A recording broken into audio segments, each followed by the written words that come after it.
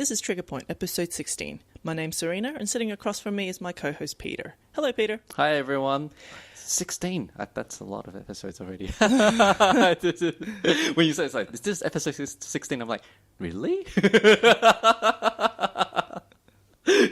I'm sorry, I don't pay attention to these things, obviously. Whoops. Well, yes, it is 16 episodes. This is the 16th episode, sorry. I was actually more thinking about the fact that, wow, it's the 11th of January already. Yeah. Like, we're nearing the middle of January. Oh, Happy New Year's, by the way, everyone. Oh, yeah. We Happy New Year. Yeah, we did. We did say Merry Christmas last time, so I don't think we did say Happy New Year's. well, it's, as I said, it's near the middle of January, and by the time this comes out, end of Jan. It'd be kind of like late to be saying Happy Yeah. New Year. Well, it's still January, okay? It's still the first month of the year. It's fine. Yeah. Okay, so mentioning what we said last episode, you said we said Merry Christmas. Yep. We also said something else last Christmas. Yes. Peter accused me of mixing up my Star Wars and my Star Trek. Very strongly as well, might I add. I was like, no, you said this. So apparently, according to Peter, I said, so in Star Trek, you know how Han Solo, or something along those lines. Yeah. And Peter jumped on me and said, you call yourself a fan? You can't even get your shows correct? And, because I wasn't sure what I said, I believed. I believe Peter. The thing is, like, Serena usually has like the memory of a goldfish. So if I say something, she normally believes me on it. And when I was like helping her, like completely he was certain, so confident. So I believed him. Now with current technology, all our conversation was recorded. So when I was editing it, I was like, wait a second. I didn't say that. I said Star Wars. He heard me incorrectly. And because of the way our conversation went, I couldn't actually cut out that section. Although, in a way, I wouldn't want to cut out that section because, I want to show you that you were incorrect. Yeah, so it's on the internet for all to hear. Yes. In actual fact, there were some people who actually wrote to me about it. They said, "Oh, you're not wrong. You actually said Star Wars." Peter's the one who couldn't hear properly. I think I need hearing aids. So just wanted to clear that up. Anyway, okay. So what's happened since our last episode? Oh, geez, wow. We only just finished the follow-up. Yeah. Okay. Quick, Serena. 5 minutes. Okay. What's happened since the last episode? Reading challenge. I was trying to read 50 books last year. I managed 47 because, as we said in the last episode, I had to read 5 books in 5 days. Could not get that done. In saying that, I managed to read one of the books that was on Peter's desk for like 6 months, and I've been staring at it every single time I came to do a recording. I borrowed it off him. I finished it. So it's Zeros by Scott Westerfield. Actually, not too bad. Okay, next topic. TV binge. I'm looking at the show notes here. Because I was on holiday from work for 2 weeks. I watched a lot of TV. Bucket load of TV series, apparently. Well, a bucket load for Peter. Yes, well, yeah.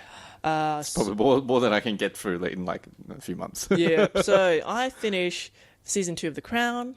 I watched Erased. These are all on Netflix. Erased is a Japanese TV show based off of a comic. It's not too bad, actually. Worth watching if you like detective kind of story.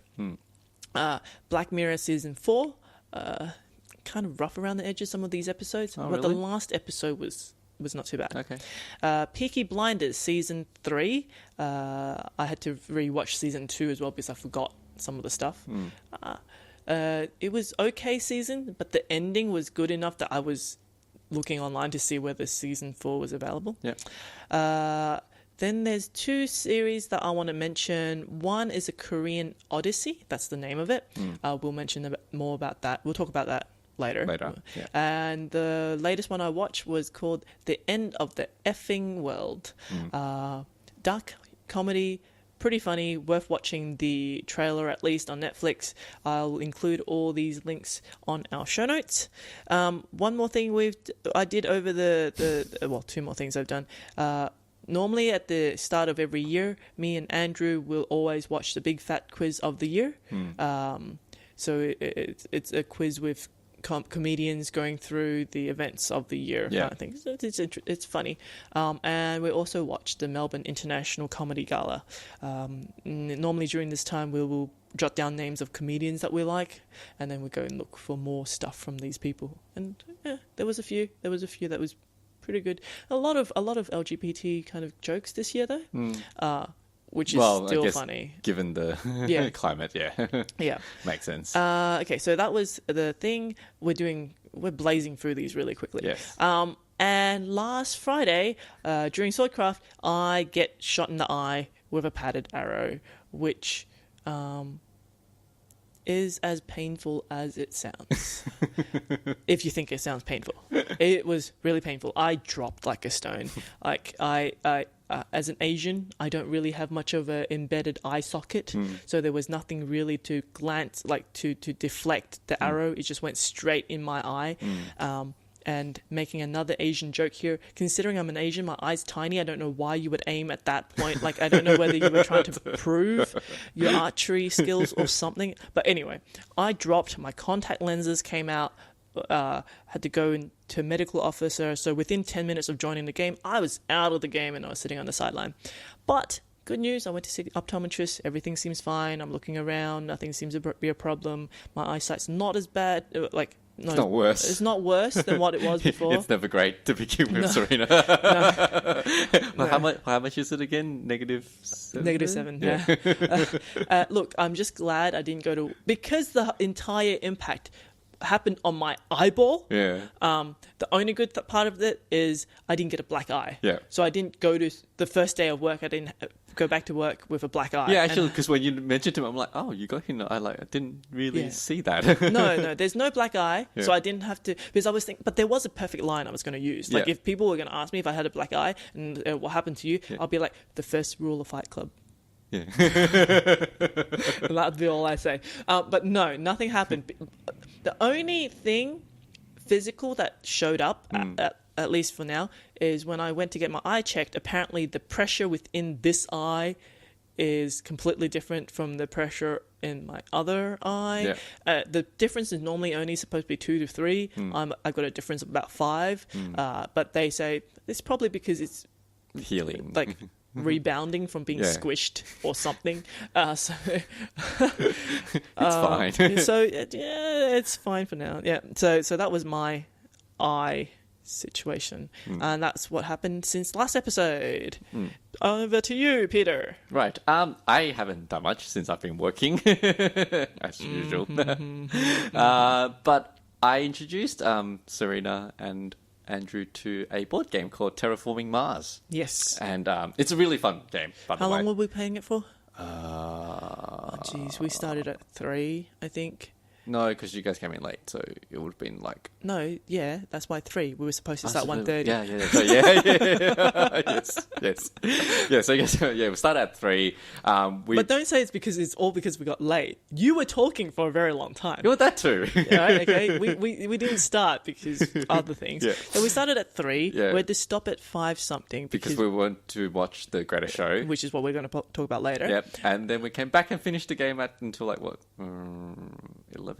I think it was a little later than that. Was it? Oh. But anyway, it was a good 5-6 hours at least. Yeah. Basically, it's a board game about how you basically try and terraform Mars and you get points in doing it. Yep. Okay. Normally, I'm not a big fan of board games that have solo versions because they're usually pretty boring and you don't get a lot of fun out of it. For me, anyway. I play board games because I want to play with other people.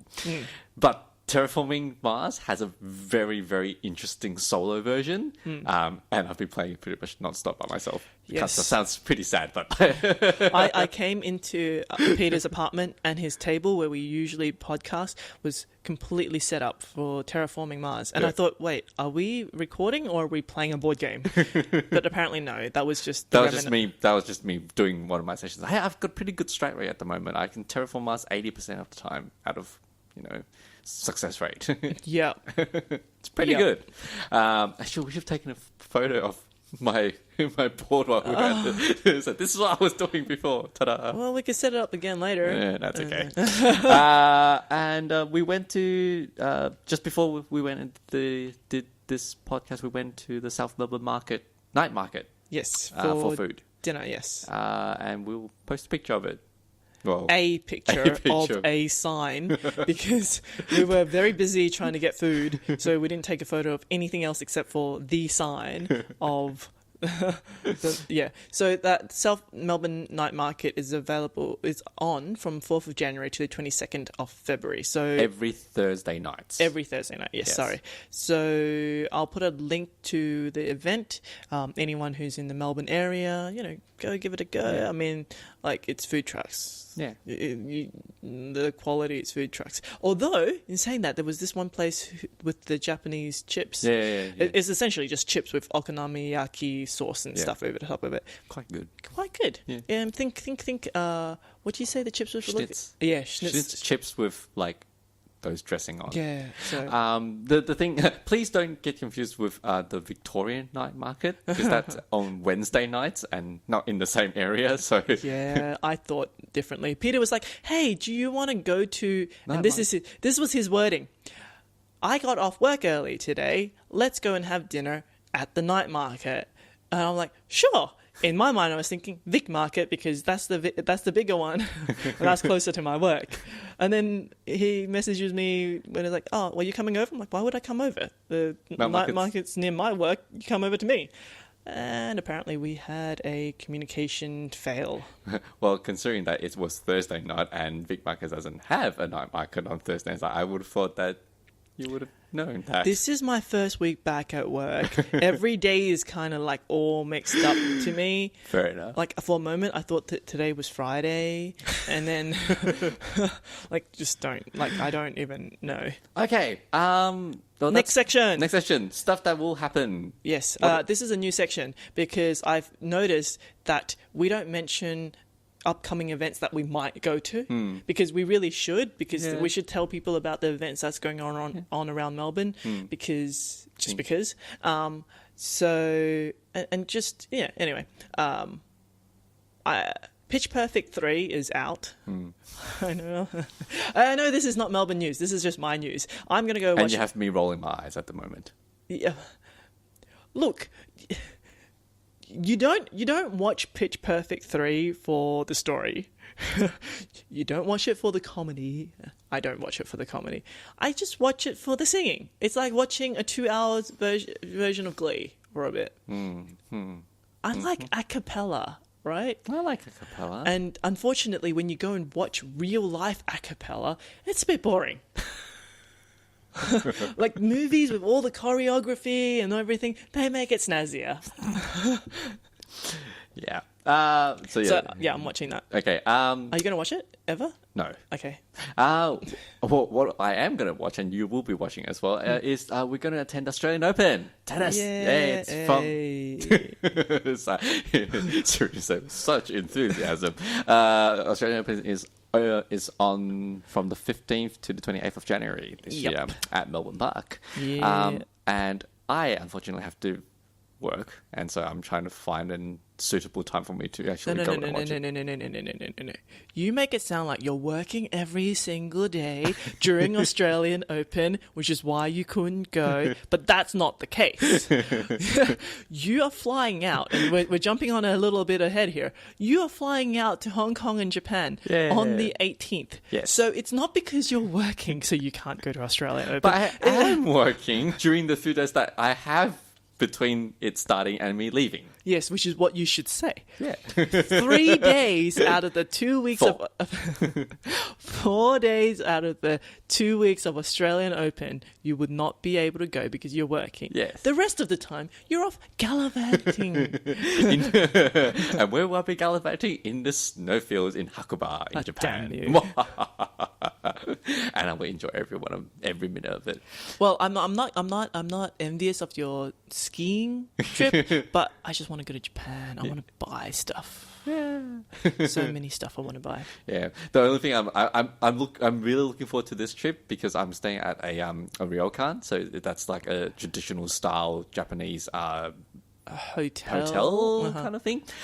So you basically sleep on futons, Yep. and you have like they're just traditional style, Japanese hotel. Yeah, with the sliding doors, Yeah. with the little tiny tables that you have to kneel at to eat. Yeah. So with, like, I'm really looking forward to it. I'm also kind of slightly concerned about it because me and my friends go quite hardcore when we go snowboarding, so we'll be quite sore after our session, after our days. So I'm not quite sure how comfortable I'll be after my day of snowboarding, and whether I'd feel. Whether I would have recovered by the next day. So that would be something that I'm... like whether a futon would allow you to recuperate. Yes, yeah, exactly. Because, over here I have a nice bed that I, just plonk on, and then I go like, oh my God, I'm so tired. And I'm just... You see, I would say to Peter, well, you can always go into an onsen and like soak away your tired muscles. Your muscles could relax in the heat of the water. Yeah, I hate onsens. Yeah. So, like, one of the main reason people go to ryokans is to go for onsens, and Peter's I can't stand not. onsens. It's a terrible idea. Why? Just no. No. I hate onsens. I hate massages. Just none of these things. Spas. Ugh. He doesn't know how to enjoy life. No. In other words, It's like people always tell me, "Oh, it's really good for relaxing." I'm like, you know what's relaxing for me? If I'm really stressed, I'll just go hit a tennis ball for like 2 hours. I'll be relaxed after that. It's fine. I don't think that's called relax. I think that's called exhausted. Can't be exhausted after 2 hours on the court. Depends on how you hit. I once went on to a squash court. Yeah. 2 hours. Shoot. Oh, yeah. Squash is very, very, very hard. I crawled out of there. Speaking about tennis, you get to go for free though. Yes. But I don't care. It's Australian Open. Like, it's open air. Like, in the summer. In heat. And surrounded by a lot of people. And I mean, no, look, I've been to Australian Open before, and watching the tennis can be enjoyable in a bit. But I would prefer watching it in the comfort of my own home. Yeah. Look, I don't know any tennis players. Like, I don't know their names. I don't know their history. I don't know who's good, who's not. In saying that, though, I remember a few years back, was it Nadal and Federer, Djokovic? Yeah. They played that game that lasted for like 4 or 5 hours or whatever it was. Yeah. It lasted till 1 a.m. or something. Yeah, that would have been Nadal and Djokovic, Yeah. 2015, I believe. Something along that. It was a couple of years back. I remember watching that at home, and I couldn't leave. Like, that was a really good game, right? Like, and I sat at the TV and just forgot that to work the next day and just watched it all. And I'm like, oh my God, I'm so glad I watched that. Yeah. Like, I would have been even glad if I was there, right? Yeah. But there was no way. Those seats would have been sold out ages ago. But that was a very good match. Yeah. Now, I just got ground passes. Yeah. And I don't expect to see anything. No, and you're not really going to see those type of matches during the... So if you go to the normal day ones, I feel like you need to have a higher appreciation of tennis to be able to appreciate those games. Yeah, just because the nuances are more nuanced, Yeah. right? Because they're less flashy, maybe. Because they are fighting for their lives, so to speak. Yeah. They're not spending time trying to make this look pretty. They're just trying to go and win the thing. So I feel like I'm just going to get sunburnt. And I'm just going to be hot and sweaty, and I'll probably be very miserable. But I think Andrew likes tennis. He used to play tennis. So really? Yeah. He used to play it semi like, regularly. As in he did like competitions and stuff like that. He got properly trained. But he hasn't played in a long time. I should give him a game. Yeah, he always talked about wanting to play again. So Yay! I never knew that he played tennis. yeah, Oh, cool. Although now, not that he ever listens to the show, but when I tell him, he'd probably be thinking, I probably just said I liked playing tennis just to sound cool in front of you, but now you're going to make me play tennis against Peter and I don't want to move. I don't know. Now I'm just putting words in his mouth. Yeah, I know, right? He's Andrew at home, sneezing, who's talking about me? Okay. One last thing before the thing, because we skipped through one of the items. Oh, we did? Yes. What? Japanese festival. Oh, right. Japanese Summer Festival. Next month on the 25th. Well, I'm hoping we'll be recording before the 25th of next month. But, yeah. Peter, you just notified me that you won't be back in the country... Until the 20th. Yes, but then you said you're working. Yeah. And then we won't be able to record until the end of next month. Yeah, we did say 24th, didn't we, though? Oh, did we? Then? Ah, okay. So we might be able to record... No, 22nd. We said we'll record on 22nd. Oh, yes, we did. Yeah, okay. I have proof this time. Yeah. Memory of a goldfish. Japanese Summer Festival. We could talk about it more next time, but I'll put the notes in anyway. 25th of February. They'll just have some stores, food stores, game stores, that kind of thing. Anime. I want to see what animes are out. Did they? Do they? I have no idea. Oh, you've never been? I've never been. Oh, okay. I've been, and people, you do the dancing thing. Oh. You have that tower in the middle, and everyone's dancing around it, and they're teaching you how to do the thing. Unfortunately, again, this is a daytime thing, and it's hot. Yeah. For girls who didn't realise, Serena does not like the outdoors. I mean, we just told you what I did for my holiday, and everything involves staying indoors in the house, watching TV. I became a couch potato. That's my aim in life. So it's what is your aim in life? I want to be a couch potato. Yes. So we are going to talk about the Greatest Showman. Showman. Yes. I would just want to say the Greatest Showman, and I'm like, no, actually it's the Greatest Showman. Yeah. And I keep on thinking the Greatest Showman, but that's not right either. Yeah. Okay. We need to be quick about this. So let me summarize the story. Mm-hmm. And I'll explain why I'm summarizing the story the way I am later. Okay. So the story is about a poor boy who grows up to be a poor man with aspirations to be a rich man. He has a chip on his shoulder, essentially. He manages to become rich by exploiting people. And after he becomes rich, he forgets about his friends or the people he exploits. He forgets about his roots. But he overextends and fails spectacularly. This leads him to reevaluate his priorities and reestablish his success.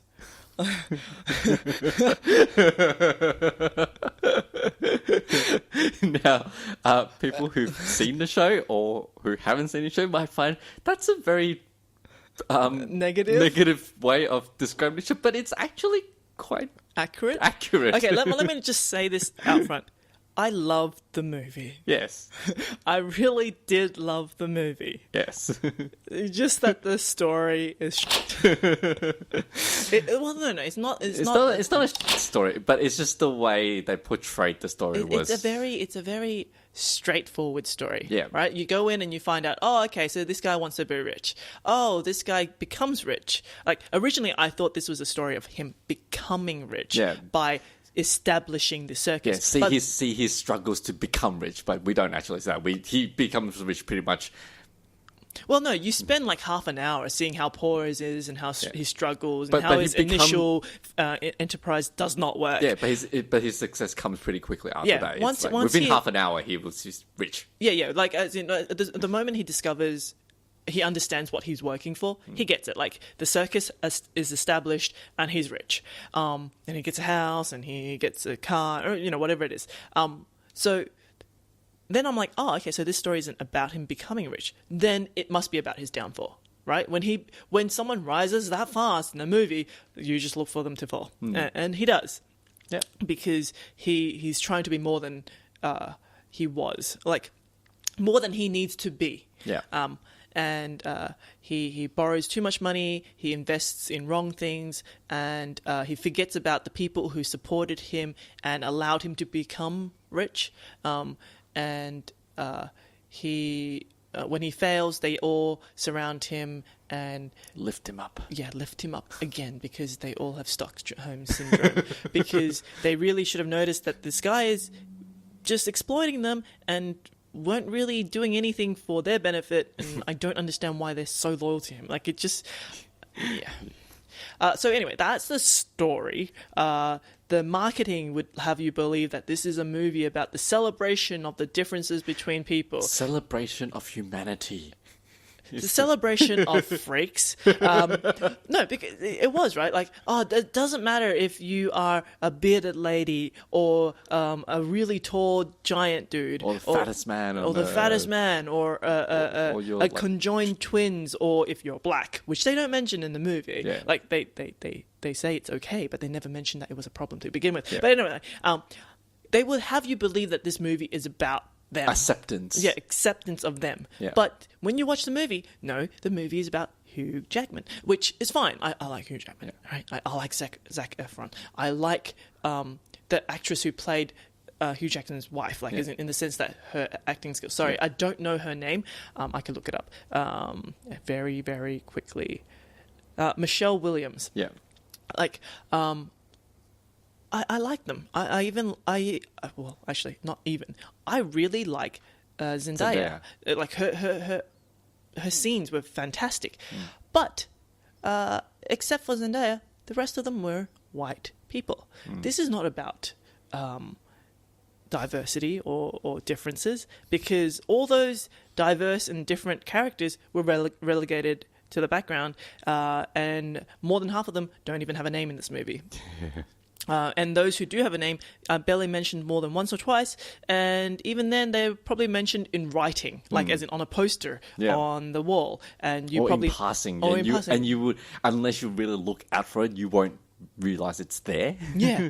So, before I go and gush about how good this movie is, I just needed to say this at the front, that like there's a lot of positive feedback about how good this movie is in this current political landscape, but I couldn't help but feel like it really isn't. No. Yeah. Like, given how much they're touting this to be, a film about acceptance, a film about, accepting who you are. Yep. Everyone who is of any importance of this film are... the air quotes normal white people. Yeah. Look, I mean, if you were to say that there was a celebration of differences or in your uniqueness, it's the fact that these people, the people in the background, the cast, the bearded lady, and all of them, they accept themselves in the end. Yeah. Right? But they don't make a big deal out of it. Like, the movie doesn't make a big deal out of it, which is what I'm saying, that it's not a celebration, because the movie's not making any mention of it at all.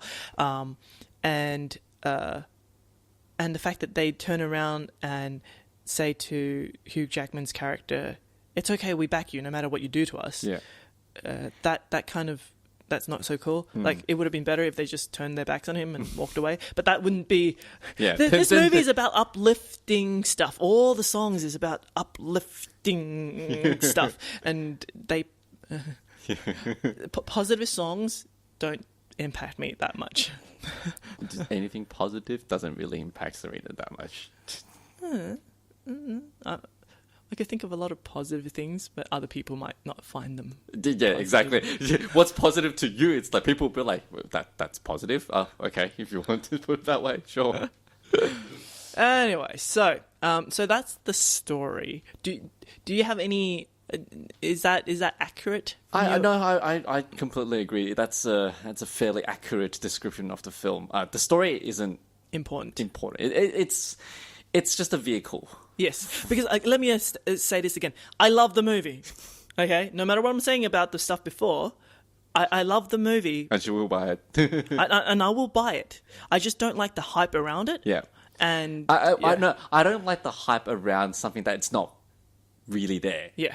Like, if if they didn't mention that this film was about acceptance, or this film was about, accepting you or accepting people of different culture, I wouldn't have as much of a problem with it, because it's like, oh, well, yeah, that's fine. It's just a film about him trying to make him... Yeah. Because you're right, the film is about Hugh Jackman's character, P.T. Barnum, exploiting these people to make money for himself. Yep. That is the word. And, in doing so, he does kind of build a community safe haven for them, but it wasn't his initial intention. That was not his intention. So them saying, oh, how good this show is about that facet, it's really not. Like, I mean, there was even a part where they're not freaky enough for him. Yeah, he makes them freakier to drag the audience in. Yeah. So he doesn't even accept them for what they are. Yeah. It's like, no, you're not tall enough, put you on stilts. No, you're not fat enough, let me put some pillows in you. Yeah. I don't think he did anything to the bearded lady, because I think she was fine from his point of view. Yeah. But it was like... And the general, they just put him on a horse. Yeah. But like, which is fine if they didn't try to make this such a big thing of this film. I would have been much easier with accepting the plot. Yeah. It's just because everyone's saying how great and about this facet of the show. It's kind of like, no, when you think about it, it really isn't. Like, I'm even okay with the songs being like uplifting and about being celebrating, because those are just the songs, right? Whether they fail or not, it's part of the story. Yeah. Like, as in whether it reflects what's happening in the story. That's the whole part of the movie. It's the stuff outside of the movie, like the marketing material, the interviews, the interviewer saying, "Oh, this is the whatever." That is the part I have a problem with. Yeah, agreed. Which is why I liked the movie while I was watching it, because I didn't see any of that before. Yeah, exactly. Like, when I was watching it, I was like, oh, it was nice. I didn't even know any of that before going to watch the movie. I actually just thought this was a musical. Yeah. I only cared about the fact that this was a musical because I want to see more musicals. Yeah. I like musicals. Yeah. Let's talk about the characters then. What did you think of the characters? What characters? That pretty much sums it up. Okay, next. Well, no. As I said before, like, the only characters that they have of note in this movie are, Hugh Jackman's character, Zac Efron's character, Zendaya, and Michelle Williams, and then the aforementioned the Irish giant. Yep. I think the bearded lady, the general, who's a little person, and who else? Look, you have a lot of people that you like. I think the problem with this movie was the characters or the majority of the cast, apart from the main leads, don't get developed. No. There's no development. They barely get an introduction. Yeah, you see them and you recognize them because they're recognizable. Like, you've got the Wolfman in this, you've got the person who's albino. Yep. You've got a lot of these who's recognizable, but they don't say anything. They don't say anything. They only rock up in certain scenes. Dance scenes, and they're brilliant. But you don't get a development of them as character. Funnily enough, I was saying to Serena when we were leaving the cinema, I was like, it's sometimes you don't need to have words to be able to develop a character. No. One of the greatest development or one of the most interesting characters for me for the show was the newspaper reporter. The critic. Yeah. What was his name? I have it somewhere. So in the show, you've got this critic who basically slams Hugh Jackman's show. Editor and publisher of the New York Herald, James Gordon Bennett, played by Paul Sparks. Yeah. I really enjoyed his character. Yep. Because he doesn't have anything to say. Or I think he has like one scene at the end. But even in the middle, he supposedly said like a couple of words, like, you're selling lies. But very, very, very short, concise like scenes. But each scene that he was in, I felt like you saw some development in him. And that's the thing. His scenes with Hugh Jackman's character doesn't stand out. Like, he doesn't stand out, and nothing happens to his character. Yeah. Whereas we see more stuff happen with Paul Sparks' character. Yeah. Because we see how he didn't like the show. And then because he basically slams it when he first watches it. He's like, "This is abomination" and stuff like that. Yeah. And then, but then it becomes really popular, and he still doesn't believe in it. Yeah, because you see him in the background, you see him in the crowds, you see him jotting notes, and shaking his head and just frowning his brows, and just that. I find his acting really good because you see him not understanding why people are watching this, and then you see him slightly changing his minds when he got the opera singer to the actual show. The opera singer that Hugh Jackman's character brought to From America, Europe, and starting to change his tune with it, and starting to be a bit more accepting, and until the end when the theater is burnt down, and he has a kind of a heartfelt moment with Hugh Jackman.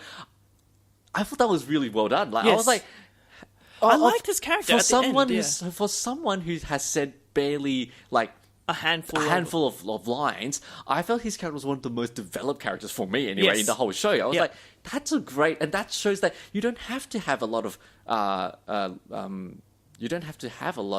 words to develop a character. You just need to show them in the right time, and you just need to show them in the right atmosphere, and you just need to show them in the right scenes to be able to develop a character. And I thought they did really well with him. Unfortunately, the same could not be said for any other character. Because, okay, here's the thing. With Paul Sparks' character, he also didn't get a lot of fancy clothes. Yeah. Right? He was just very, straight-laced. Muted clothes, as a journalist and everything, very serious. But you got him. Just from the way he's dressed. You got him as a character. Now, the problem is, with most of the other characters in the circus, you only see what they wear on stage, right? You only see them in the dance sequence. And in the dance sequence, their dance move don't get to show their individuality, right? Because they're just dancing. They didn't assign a wolfman with certain wolf-like movements. Like they basically did a group dance. Yes. And they had to all dance very in sync with each other. Yes. Which was really good. They looked really good. But it was also because they were so in sync, there was no individuality of it as well. No, there wasn't. And also with their costume, because it is a costume that's on stage, it reflects them as a character in this circus. It doesn't reflect them as actual people or an actual individual. Because Zendaya's character, Anne Wheeler, you can see she has an onstage presence. Her hair is pink and she's wearing skimpy clothes and stuff like that. But then when she reverts back to her actual personality, like her hair's brown and she's wearing the kind of clothes that normal people wear, long skirts and everything. And you kind of see from there a kind of shift. You kind of see a vague kind of personality there. You don't see that with any of the other dancers because that's what they are. They're just dancers. They're not characters. So in that sense, you only had a handful of people. Look, I love Hugh Jackman.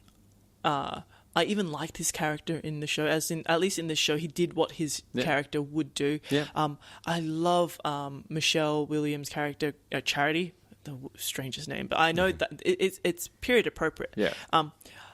Like the dance scenes are fantastic. Her character was a bit strange to me. I didn't understand her. It was hard to get her character because we just have to accept that they had this bond as a child, and it continued. And her character is she's in love with him, P.D. Barnum. To a fault. Is there anything else about her? I don't know. No. Right? Like, when she was a child, you saw that she laughed at his joke, but what else about her? I don't know. She went to school. She was a loner. That's what I saw, because she didn't go with any of the girls. Is that it? Like, why is she in love with him? Like, did she, like, there's a lot of things about her that I don't know. And that's the same with a lot of characters in this show, because the focus is not on them. None of them get any... They're passing characters, really. They're there for... instrument purpose, like. So the only characters with any story at least in my mind right now, is Hugh Jackman's character, Zac Efron's character, Zendaya's character, and who's Lindsay, the opera singer, Jenny Lind, Rebecca Ferguson. I think even her character had a little bit of like, she had a thing because they told you about her backstory. Yeah, they told you more about her backstory than they told Charity's backstory. So you had them, but it was love stories. Yeah, and the story of the downfall of P.T. Barnum. So again, this is not a story about character development. No, not about any of them anyway, except for P.T. Barnum. And even his story development was like, okay, so he was exploiting these people. They kind of all understood what they were kind of getting into. Yeah. And then he became rich, and he discovered he wanted more. Yeah. He wanted respectability, and to do that, he kind of had to turn his back on the people who helped him in the first place. Yes. And he focused all his energy on this opera singer who's supposed respectable, to, because she's the best opera singer in the whole of Europe. Yes, we'll get to that. You could hear a note in Peter's voice. We will get to that. He turns his back on these people who helped him, and he doesn't learn from his mistakes. Right? Not really. He takes her onto a world tour. He only comes back because she walks away from him, right? And also because there was a picture in the newspaper and he had to come back and explain to his wife. Still hasn't learned his lesson because there was no lesson to be learned while he's away in a different country.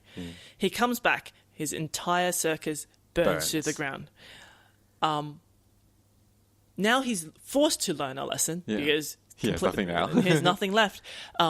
And the people who he had recruited had said, "You have created a haven for us. We will be forever grateful for that." Yeah.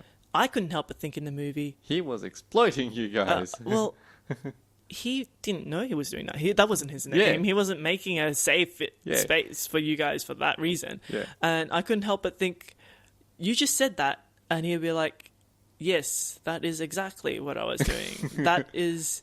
Yes. What I wanted in the first place. Like it felt like the lesson was forced on him, and not really learnt by him. Yeah, because I mean, one of the biggest thing in this show was the part when he managed to gain wealth, and then he wanted more. He wanted respectability, and that's when he brought in the opera singer because she was respectable. And then turned his back on his circus crew because they weren't respectable. There really wasn't that fallout between the circus and him, even though he did that, and they were snarky about it. Yeah, they were snarky, but there was no repercussion. And as soon as he was in any trouble, all of them were like, "No, we'll help him. Like, we'll forgive you." Like, it's like, well, no, they tried to. The whole redemption scene was when he ran into the building to save Zac Efron. Yeah, which was really weird. Like, he was the wrong person to be saving if he wanted redemption. Yes. Like, if, for example, like Zendaya's brother was in there, or like one of the circus No, members. but you have to know, Zac Efron had to go in there because it was his redemption to Anne. Yes, right. It felt like to me for that, then you should have them both go in. Yeah, right. Like say Anne was in there, and his brother was in there, or someone else was there. Like that, two people were in there, and so they both had to go in. Yes, sure, that would have been better. In talking about the characters of this show, there is the other characters, the younger characters, the kids. Not Hugh Jackman's kids, but. Well, them too. Well, them too, but not as much. I'm not a big fan of musicals that has kids singing. Even in the best shows like Les Mis where they do have kids singing, they're always not songs that I really like to listen to and enjoy listening to. I always feel like it's hard for kids to sing with the correct emotions and the correct kind of emphasis, or it's hard for kids to kind of like, to convey the emotion that you want them to convey in the scene. And I can't help but find, when kids sing, they're a bit pitchy. Because they just don't have... Okay, not every kid. I'm sure there are some kids out there who are amazing vocal artists, right? They've been trained, of course. And they're just naturally talented. But not every kid, not a majority of the kids. And this movie...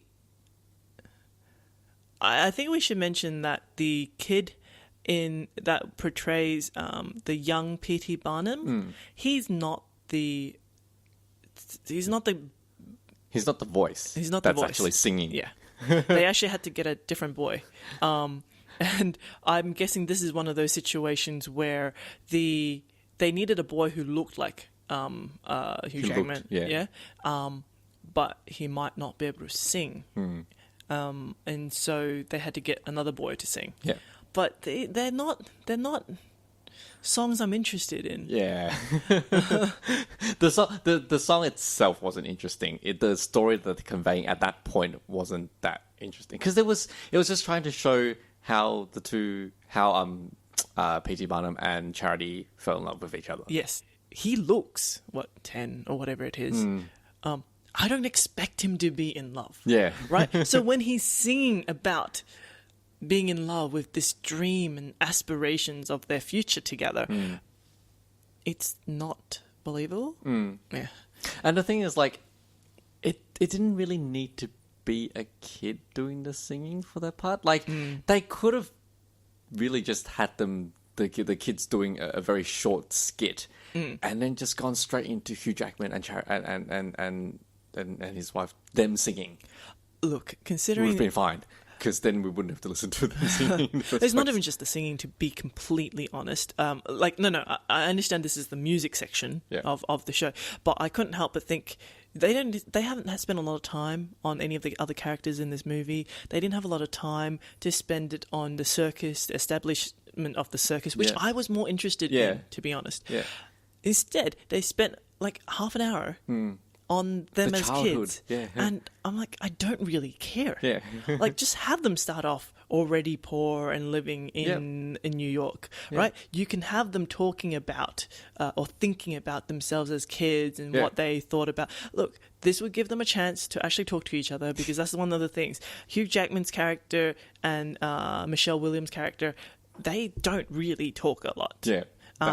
Passing conversation, that's pretty much it. Like her character, her only redeeming quality... No, not redeeming. Her only notable feature of her character is that she is in love with P.T. Barnum. And she is willing to follow him into the slums because she's that in love. Yeah.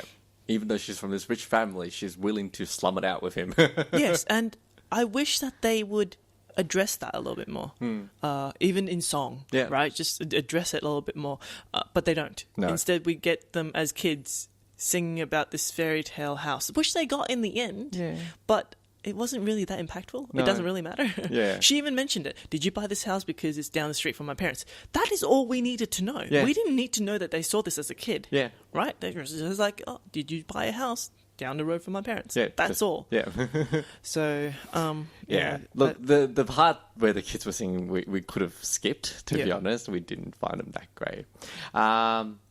Let's talk about the visuals. Yes. We're starting to talk about some of the stuff that we like. Yes. About the movie. After all the bagging that we did about it, here's the part that we liked about the show. No, because we have to say this over and over again. I like this. I love this movie. Right? I'm going to buy the movie. And these are the reasons why. Well, this is not the reason why. This is part of the reason why. The real reason we'll talk about a little later. The visuals of this movie is amazing. Like it's very spectacular. So pretty. Like it fits the theme, the clothes that they wear. It is a circus, right? It's colorful. It's pretty. In a way, it slightly reminds me of Moulin Rouge. Oh yeah. And like I really enjoy the different clothes that they have. Like I even like the fact that not most of the cast, some of the cast have different clothes from what they wear on stage and what they wear off stage. Yeah. It gives them a kind of personality. The thing that we say they're lacking. Yeah, because they don't have any other chance to show us. Yeah. Now this actually points out who's actually cast and who are dancers. Yeah. Because the dancers don't get off-stage costumes. You don't see them off-stage. They just appear when they're needed. Yeah. And then they disappear when they're not. Like, their numbers change. Like, at the start of the movie, you have this many people. I understand, as the circus becomes more popular, they get more people. Yeah. But there are discrepancies between songs. Anyway, it doesn't matter. But like visually speaking, like the show is fantastic, and there are scenes where you just look and go like, "Wow, that was amazing." And one of the things that I really love was when Zendaya first meets Zac Efron, and she's swinging on the trapeze upside down, swings up, slows down. That the whole. The world slows down, and you just see him blinking and just staring at her, and that's all you need, because that at that moment you can show, okay, he's in love with, he's in love with her. That's all you need to show. That's everything that I needed to. I mean, it'd be good if they developed it, but that at least showed me what I wanted, what I needed to know right off the bat. Yep. Yes, he's in love with her. Clear as day. Okay. I just thought of another scene which showed true love, so to speak. Mm-hmm. We keep on forgetting about the dance scene between Hugh Jackman and his wife on the rooftop. Ah, yes. Okay, that is very pretty. Yes. Okay, I even like how, he swings her up and all the laundry swings up at the same time. It's very magical and it's very, very pretty. Yes. I'll talk about the dance choreography later because I could gush about that later. But like the you could see on the rooftop that the background is painted. Yes. Right? Like but you don't care because it was just... It's breathtaking. Yeah.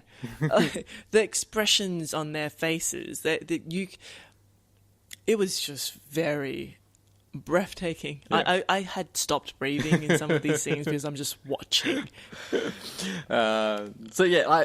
Visually it was a very appealing, appealing so show. Pretty. There was a lot of parts where you just go like, oh, that's really pretty, and it's like, wow.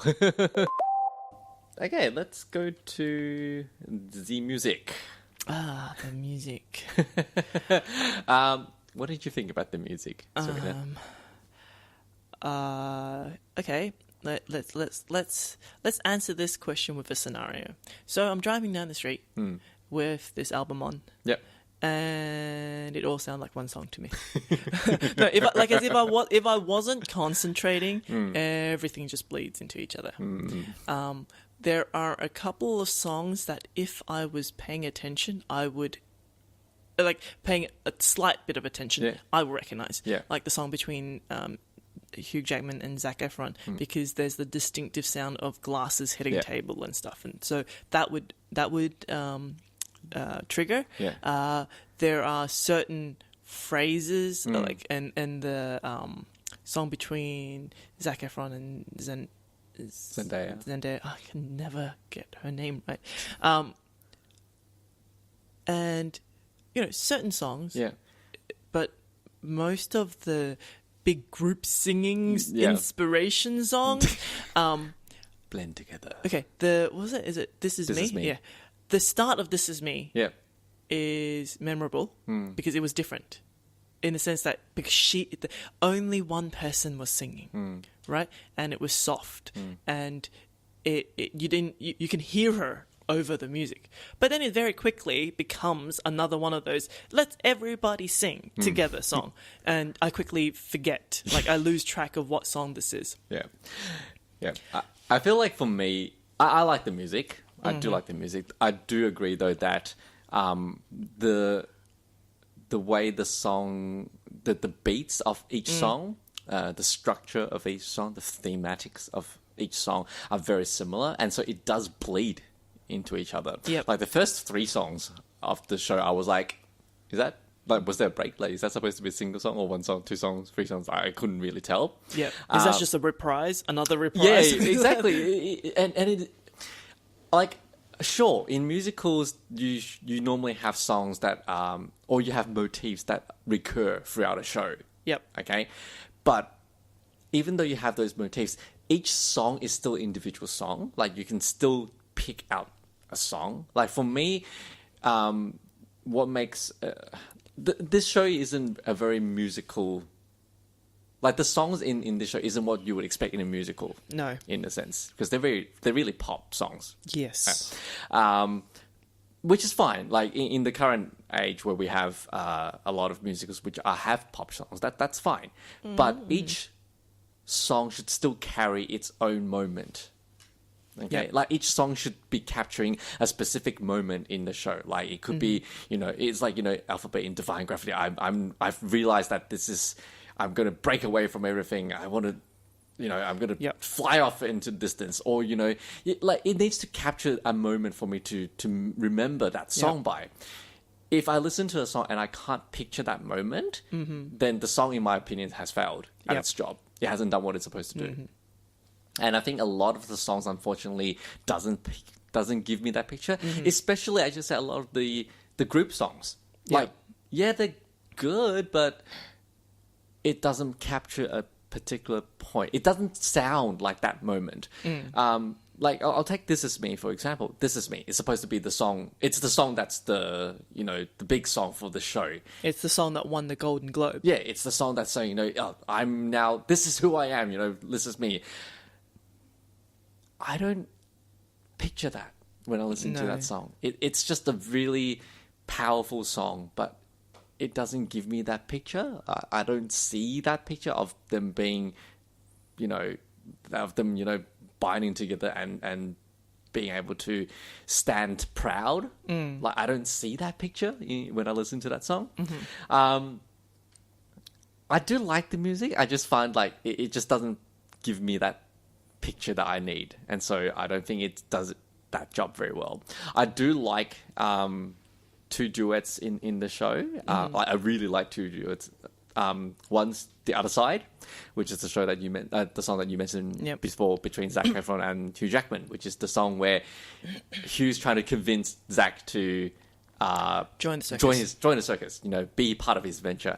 I love that toing and froing in the song. You hear them, conversing, you hear him bouncing off each other, and then you hear, when Hugh kind of makes that last stitch to say, you could leave, but if you leave, you would never know what they're saying. And then music kind of just dies down, and then suddenly you see Zac Efron, kind of go, okay, let's do this. And then he quickly turns around, and then they do that bargaining between the two. And I was like, how about you give me 18? I was like, oh, no, let's give you 6. Or how about 12, 10? And it's like that picture, that moment, I can see very clearly. And because we mentioned before, the bartender in the scene was really integral to the scene, because you've got the 2 of them, but then the bartender was always constantly moving, like shot glasses and beer glasses, and everything was just moving constantly, and it was like, yes, that... And it was part of the music. Yeah. Right, the glass clinking, the water being poured, all of that stuff, that was actually captured in the song. Yeah, and I was like, and that's one of the songs that, like, I can really picture that moment, and that one did really well. And the second duet is the love duet between Zac Efron and Zendaya. So pretty. The part where they fly out and then come back together and start twirling with each other. It's like, wow. But I had some issues with that song though at the start. I like Zac Efron's voice. I think he's a good singer. I don't like his falsetto very much. It's a bit unclear, and when you only have his voice and his falsetto at that start of the song, it's slightly cringy when I listen to it. Every time I hear him going to that falsetto part, I'm like, To be fair though, once he starts belting the song, it was fine, and it was really great. Yeah. After that, but again, that song was one of those songs that I can really picture that moment, like of them. I can just see them, twirling and doing their dance, and that's one of those songs that again really works well for me. And the song in itself was different enough that I will remember it. We didn't mention. We have to mention the opera song. Oh, right. The song that both me and Serena hated, and we talked about this pretty much as soon as we came out of the cinema. The song that Jenny Lin sings. Jenny Lin. Yeah, the Jenny Lin, the most famous opera singer in Europe. The whole of Europe, best opera singer, and you see her in this pretty white buffy dress, and you see her, and she opens her voice.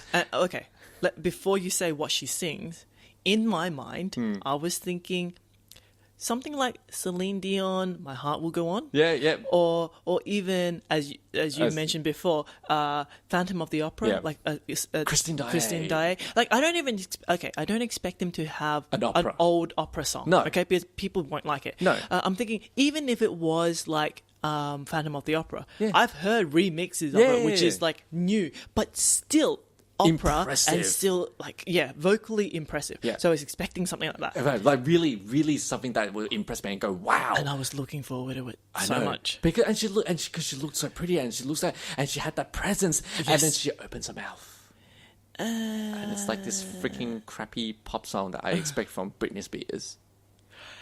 It was really kind of less than impressive. Less than stellar. Look, okay, to be completely honest, as a standalone song, It was by fine. itself, if you were just to play it on the radio, it's fine. It's fine. But when you have all this hype about how good she sings, Yeah. I expect her to be at least as good, if not better, Yeah. than the bearded lady. Exactly. Especially when you have the Billy, who's a great singer in the show, and you have the supposedly best singer in Europe. I expect something, spectacular from her. Not a crappy pop song that, isn't even that impressive when she's trying to belt, because I don't think she belts very high. Yeah, even her belting was a little bit half-assed. Yeah. But in saying that, I have to say that this part of the movie is where Hugh Jackman should get an award.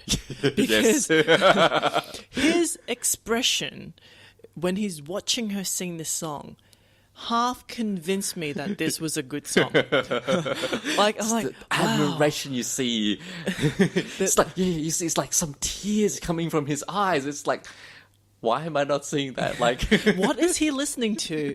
And can I hear some of that? Yes. Because, am I in a different show? Because what he looks like this is a very, very good song. Yeah, this looks like, this is one of the best things he's ever listened to, and I am not listening to that.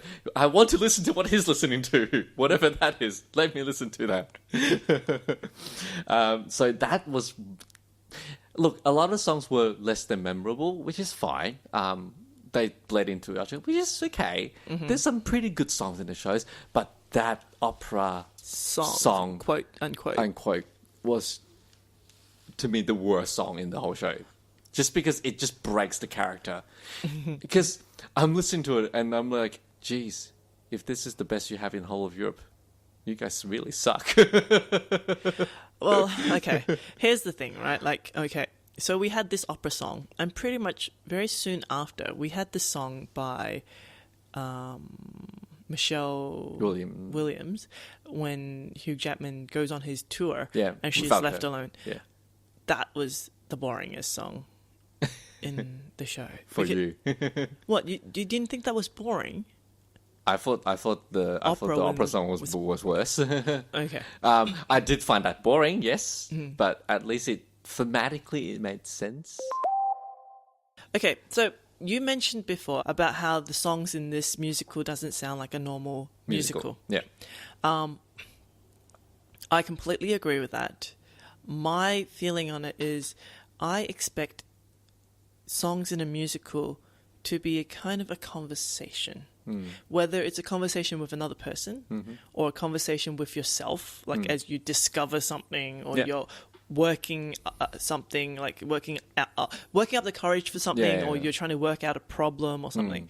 And I feel like with musical songs, the start of the song, the status of the person at the start of the song, and the status of the person at the end of the song has to have changed. Because this is not just a song, this is part of the movie. Something has to have happened. The songs in this movie, the one that stand out for you, the one with Hugh Jackman and Zac Efron, that was a difference, right? Because they changed from the start to the end. Like Zac Efron wasn't interested in the circus, and in the end, he joined the circus. That was a change. In the love song between Zac Efron and Zendaya, he admitted he likes her. Yeah. And then she goes, but we're not going to be together. But we're not going to be together. But I felt that message was a bit weak. Okay? It felt like after that whole song, nothing had happened. Okay? Because in a way, you can kind of say nothing has happened because at the start, they're not together. At the end, they're not together. But normally in the musical, I would expect for a song like that, you at least felt the emotional differences. Like, oh, they were really in love. And then, oh no, they can't be together. In this, I was really distracted by the dancing. This is really good. But I can't help but with the songs, as with most of the songs in this movie, because it's so poppy, the chorus is very important, and they repeat it a lot of time. And they don't change the lyrics of the chorus. They don't change the key of the chorus. There's no emotional change in the chorus. So any message that you had in music gets completely diluted by the chorus that gets repeated. And it's the same tempo, it's the same emotion over and over again. So you only get that message. That is the static message you get. And I don't get the... you don't get the roller coaster that you kind of want to when you're listening to some of these songs. Like, you want to go through the ups and downs while you're listening to it. Like even with the This Is Me, essentially at the start, right? She was the bearded lady. She had just had the door slammed in her face, and she is talking to herself. No, I am not going to let this get to me. Right? Like this is me. This you have to accept me. And this could have been a built up. Right. At the start, there was, she had she was singing softly to herself, walking down the street. Except then the whole bunch of them started singing together, and it became a group song again. And I don't remember the start of the song anymore. I just remember the chorus, because they're repeating it over and over again. They're like, okay. And the fact that it's slightly annoying because that's the perfect time for them to showcase the individuals. Have each of them say something in the song. Have each of them do a little part, a small solo part in the song, and we can see them all kind of express their this is me. You have to accept me. Like everyone do that, and then go into the final part when they do all sing together. Then it will actually be. At least it'll be a build up to that final part, whereas it just started off with her doing a little bit, and then suddenly everyone decided to do it. Perfect comparison, because in my mind, while you were talking about that, I had that the bar song in Beauty and the Beast when what's the Gaston? The Gaston song. While he was in there. Think about the original one, the animated one, right? You have a room full of people and they're all singing, but they're not always singing together. Sometimes you have this person singing one line and that person singing one line, but from from the lines that they say, you kind of know what kind of character they are, because that's the kind of thing that they're focusing on. And that was exactly what the kind of thing you were talking about. If in This Is Me, they had people bring up the part of themselves that they feel people should accept, you learn more about that character. Because, this is the thing that they are self-conscious about. This is the thing that people think that they're freaky about. We will learn more about them. Except, as you have said, they don't get a chance to do that. Everyone just sings the chorus together again, and everyone gets lost in the crowd. And I think that's one of the problems with this movie. Everything just gets lost in the overall noise. Like, as I said, the music is nice, but it's not brilliant. No. If you didn't watch it with the visuals, it's a bit lacking. Yeah, but if you just listen to the album, it's like It's like a pop. Like if you want some record. pick me up kind of music, Yeah. if you want some music to go with you while you're in the gym, Yeah, maybe yeah, this is the kind of music you could do. Yeah, that's perfectly Yeah, fine. but it's not a soundtrack that you can go like, oh my god, listen to this soundtrack. Let me belt it out with them. Yeah, I don't- like just like, and that's when I listen to musicals and there's songs that I really love, I'll be singing on top of my lungs in the car when no one can hear me, right? But I listen to all the songs like, there's not a lot of songs that I really remember that I would kind of go like, yeah, let's sing that. Or Okay, this actually links on really tightly with our next topic, which is the dance and choreography of the movie, which is the one reason why I love this movie. and the one reason why you should go and watch it. Yes, like I mean, look, If this is all you want to watch, go watch it because of this. look, you've heard me complain. You heard us complain about the story, about the character, about some of the songs, about some of the costumes. But in light of all of that, even though all of that exists, Yeah. just because the dance scenes are what they are, made me love this movie. Now, you were saying before that the music was kind of forgettable. And it's forgettable in not just the fact that they're kind of bland, but listening to the songs, I don't remember the exact choreography of the dancing. Like, I don't remember which part of the song the person was Coincides with flying this. across the screen or whatever.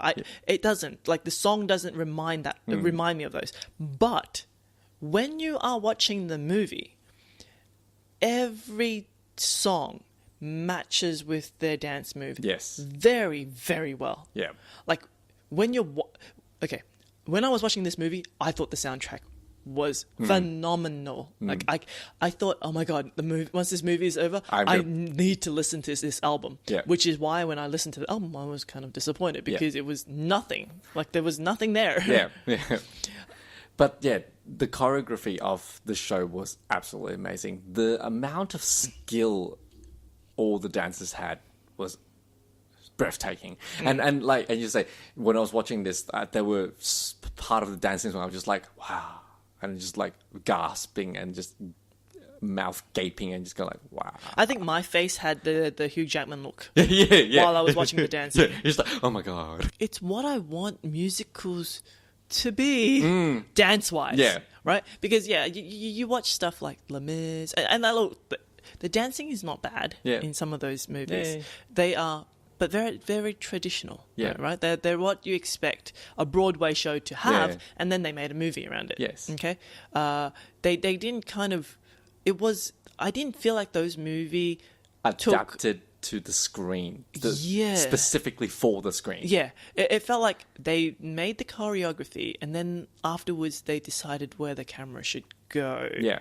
Kind of. Whereas this was... La La Land, this is... okay, La La Land, okay, the opening scene, they did kind of do that, but it was kind of like okay, let's have the camera go forward and everyone dance around it. I know they did a lot of choreography on that, but I don't think that choreography was anywhere near as impressive as the choreography I think in The Greatest Showman. In The Greatest Showman, they really made use of the fact that this isn't a stage show. No. So that they really made use of the fact that, okay, we can really show different things that we would never be able to show on a traditional stage. Yep.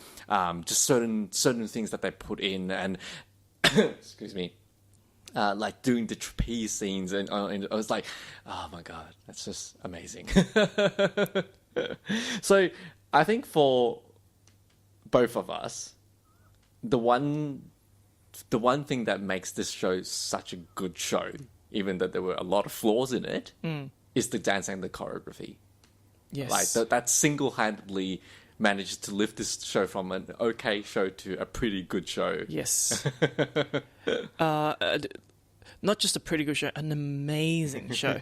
Like, okay, we've touched on this before.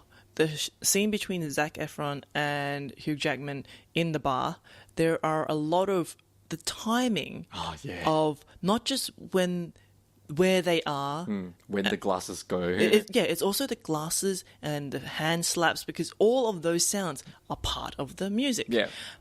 They're singing. So you have the... Okay. I'm just thinking of everything that's going through their heads while they're doing that, right? I'm singing, I'm dancing, I'm tapping my feet, I'm slapping my hands, I'm moving this glass. There's a bartender here who's about to slide this drink and I have across to turn around and catch it. and I don't just have to catch it. I have to catch it in time with the music. Yeah. Right? That guy, that bartender, must have had a lot of experience on, like, I need to slide this glass at like 10 kilometers per hour to make sure it gets to the other side in time at the right beat, right? and I'm hoping that Hugh Jackman better catch this, because otherwise he's going to slide straight off the other end, and then we have to do this again. Right? I'm just wondering how many glasses got shattered in that scene. I would love to see the like behind the scenes for that particular scene. Like, well, the little bit of behind the scene that I saw, they were flawless. Yeah, right? I know, right? I was like, you showed me the bloopers. Like the one that you see Zendaya and Zac Efron just slam into each other. The body slam. Yeah, because that really pretty scene where they're like twirling around each other, they have to practice it a lot of times, and there's a lot about body slapping because they miss. Okay. So you were thinking about that swirling bit, which was really impressive. There was actually another bit of that song. Yeah, where he jumps and she catches him, or he catches her. So she's on the hoop, swinging around the room in a slow circle. He climbs up. Okay, he climbed up that wall really quickly, by the way. I'm like, were there, like, I'm pretty sure there's handholds, but the speed at which he was going up there, I'm like, holy crap. And then Spider-Man. Okay, so this is the other thing, right? Okay, you have to time your climb so that you're up there in time. Yeah. She has to time her spinning around the room so that she is at the perfect spot when he's on the top, that he jumps at her, that she catches him, and they both continue their spiral around the room. And this was all in time with the music. The dancing between Zac Efron and Zendaya was very pretty. It was energetic. They have energy.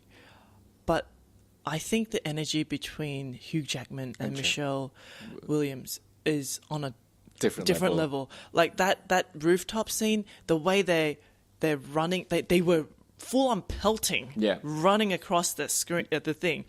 She not just leaps off the side of the building. She, there was a part where she jumps off this little block of bricks, and she jumps up, and he catches her and swings her around, kind of thing. I'm just thinking, the speed at which she was running and jumping, because that was one shot. The speed at which she was moving, if he doesn't catch her, I was afraid that her momentum would break a leg or something. And that's the same with a lot of non-group dancing. Okay, so look, the group dancings are all fantastic. Like they're very energetic. They're all in sync and all of that stuff. But the energy really comes from Michelle Williams, actually, I think. In that scene. Yeah. Not just in that scene, but when Hugh Jackman was away and she was singing that song. But, I said the song was boring. Yeah. But when you watched... The whole thing was boring. She's spending time with her kids and showing how Hugh Jackman's not home, blah, blah, blah. But right at the end, there was a part where she's going down the corridor and she's dancing with someone, like a shadow. And then at the end, you find out it's just herself, right? Yeah. But again, the movements that she had was like... She was a great dancer. She was an amazing dancer, really and she really brings out the energy in her songs, even though she didn't sound the best and she's not the greatest singer. But the dancing was amazing, and I think it's funny. Like a lot of the big numbers where you have all the cast members doing a big number together. Of course, there's energy. You've got like 10 of you on stage. There's bound to be energy. It's when you have those duets where you only have the two people, where you're focusing on them, and that's when you really notice where is there an energy in the song. And that was very much clear when she was there every time. She was really on point on all of them. No, don't get me wrong. Hugh Jackman was really good too. Yeah, but she was, I think, arguably the better one. Of course. Yeah. A side question. You know those big group dances? Yep. Who do you focus on when you're watching stuff like that? Good question. Because I know what I focus on. Do you know what you focus on? Are you aware of what you're looking at? Like, or are you aware that you look where the camera points you to? Look, I do look where the camera. I do look where the camera wants me to look at. I do look at the main focus. At least at the start. As soon as the start part's finished, though, like I start to look at all the background people and all the I love looking at the people who aren't really the main focus, characters. yes. Like, so I didn't even look at I didn't even look at Zendaya. I didn't look at the Beat It lady because they have parts. So I looked at like the wolf guy. Yeah. I looked at the albino guy. I was like, I looked at like the tall guy. I was like, hey, you guys. And that was the one thing. The group song in the bar scene at the that group song bar scene. I was so impressed with the guy on stilts.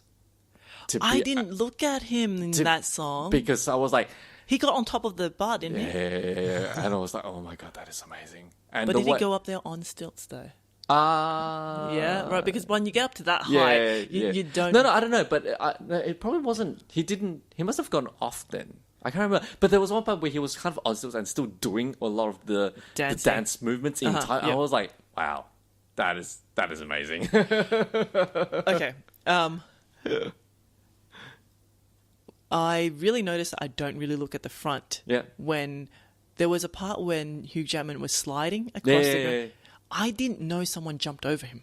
Oh, you didn't? Because I wasn't looking at him. Yeah. It wasn't until later when I was looking at other stuff. I'm like, wait, there was there was a guy there. Yeah. Okay.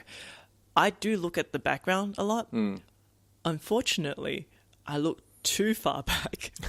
And I don't know whether you noticed that there were always one or two characters. There was always that lady that can carried on the back of someone else. Like she does wavy hand things. Oh, okay. She doesn't do anything apart from wavy hands. Oh, really? So wavy hands and the stilt guy in some of the songs, I couldn't help but notice they're not doing much. Because they're there for the height. Right? Yeah. And because of him being on stilts, he doesn't need to move a lot to look like he's moving a lot. Right? Yeah. So, but because of that, and because of the people in the background, you want them to only sway more than really jump around because you want the focus at the front. Yeah. So when I'm looking at the back and I'm seeing a lot of movement in the front, but I'm not focusing on it, it makes them look like they're less movie. They're moving even less than the stuff at the front. And I'm like, shift my focus back front because that's not as entertaining. Look at the front, and then like, okay, the group dances can be nice. Yeah, not as nice as the two people dancing. Yeah, but it's pretty good. Yeah, and I want to rewatch it. That's one of the reasons why I would buy this movie because you can't listen to the album. No, it's just it doesn't bring you back to the movie. It doesn't do it justice. No, but like the reason why this film worked was because the movie, the music, and the dance really worked as a whole. Yes. If you take out one part of it, it just doesn't work. Yeah.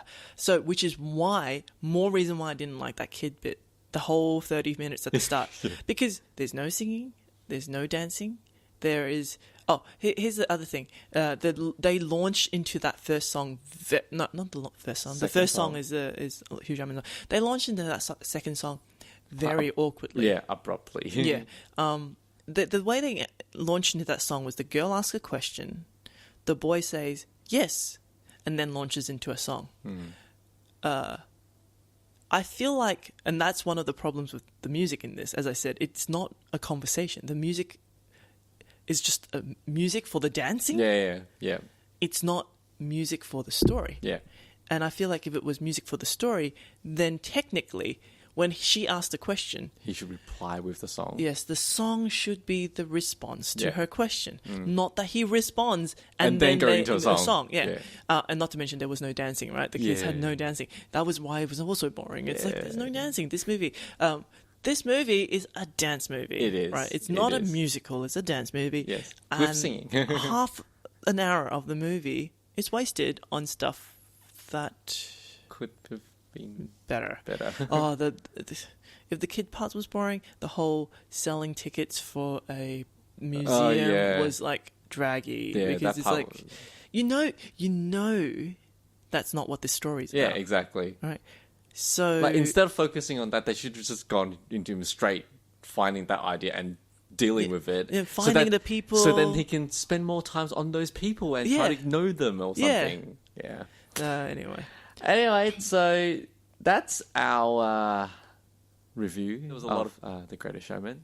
Is it a review or is it our conversation? Even though there was a lot of things that we didn't... Or there were issues with the movie, we enjoyed it. Yeah. We very much enjoyed the movie. It was a great movie. We'd highly recommend people to watch it. Yeah. Well, okay. I'm just looking at the amount of time we spent complaining about the movie and the amount of time we spent praising the movie. I know that we complained more than we praised. Yes. But the only reason that is the case is because the things we're praising about is very visual. You have to actually watch this movie to know what we're talking about. The reason why I'm going to buy this movie is because I can't...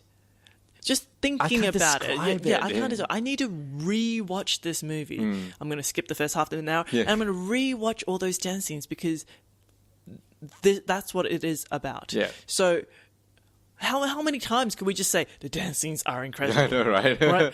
Do you want me to say, oh, he lifts her up, and all the laundry on the rooftop lifts sways up with at the her? same time. I mean. I can say it, and you won't have any clue what I'm talking about. But if you watch it, and it's just magical. It's romantic. It's so nice. Anything else? Anything else about this movie that we haven't mentioned? No, I think we've covered most things that we wanted. Look, even if you don't like musicals, I'd say give it a chance. If you like movies like Step Up, definitely watch this movie. I think you'll be pleasantly surprised. Okay, so what are we going to do for our next show, Serena? Okay, so I mentioned this a little earlier on. At the start of the show. At the start of the show. During the holiday, I watched a Korean TV series on Netflix called A Korean Odyssey. There is currently only 2 episodes because this is not a binge show. It's going to come out weekly, which is very annoying because I really enjoy what I've watched so far, and I can't believe I have to wait a week for episodes to come out. Oh, episode comes out tomorrow, though. Yes. But that's because I've already waited a week, right? And after watching the 2 episodes tomorrow, I hope it's 2 episodes. I'm not too sure. I'm hearing differing things. I'm hearing weekly, and I'm hearing 2 episodes a week. So we'll see what happens tomorrow. This was a recommendation by Netflix. Apparently, I watched a lot of supernatural stuff, and I watched a couple of Korean, Japanese TV and movies on Netflix that they think this is something you might be interested in. And I'm like, okay, what is this? Okay, it looks like a romance with a little bit of paranormal, and it's current times. So I'm like, okay, perfect. I love urban paranormal stories. Start watching it. Like, there are some references here. Do we want to leave that until next time we talk about it? But I think I could mention that what it's based on. I'll leave it next time. Okay, right. Okay. Anyway, so that is what we're going to do for our next podcast, which is A Korean Odyssey. Yep. And we will hope to see you next time. Do you want to do the closing? You can find our show notes at triggerpointfm.com/16. You can find us on Twitter at triggerpointfm. Email us at triggerpointfm@gmail.com. You can find us on YouTube by searching for Triggerpoint Podcast. And you can find us on Facebook at www.facebook.com/triggerpointfm. So, we've closed. We'll see you next month. Peter will have fun overseas and skiing and all that kind of stuff. Yes. I'll have fun reading books and watching TV. And we'll see you next month. Bye. Bye.